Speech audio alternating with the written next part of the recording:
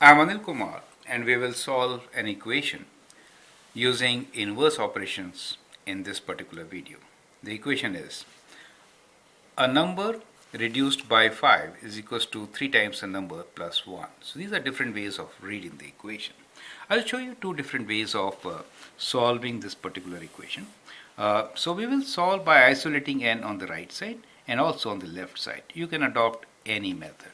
So we have the equation as n minus 5 equals to 3n plus 1. We can isolate n from the right side. In that case, we do not want n on the left side. So what should I do? I should take away n from both the sides. So we have the equation as n minus 5 equals to 3n plus 1, and we'll take away n, that means minus n, from both the sides. In that case, we have minus 5 equals to 3n take away n is 2n, right? Plus 1. Now we need to take away 1 from each side. So we have 2n plus 1 equals to minus 5, and we don't want this 1. So inverse of plus 1 is minus 1. So we'll do minus 1 both sides. Once you do that, you get 2n equals to minus 5 minus 1 is minus 6. To get n, what should we do now? It is 2 times n. So 2 times n means we should be dividing by 2. Inverse of times is division, right? So once you do that, you get the value of n as minus 3, correct? So we isolated n on the right side and got our answer as minus 3. You could have isolated n on the left side also. So that we'll do in now. So we have n minus 5 equals to 3n plus 1.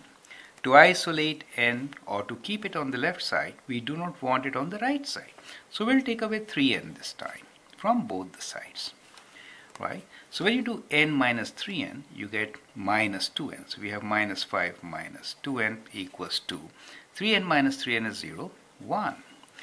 Now next step should be, we have to get rid of minus 5, right? So we'll add 5 on both the sides, correct? That is the inverse of minus 5. So we'll do plus 5 on both sides. That is what we mean by saying inverse operation, right? So once we do that, we get minus 2n equals to 6. Now once you have minus 2n equals to 6, how can you get n? You divide by minus 2, right? So once you divide by minus 2, you get n equals to minus 3, right? Exactly the same answer, right? So that is how you can actually solve for the variable, and it doesn't really matter which side you keep the variable.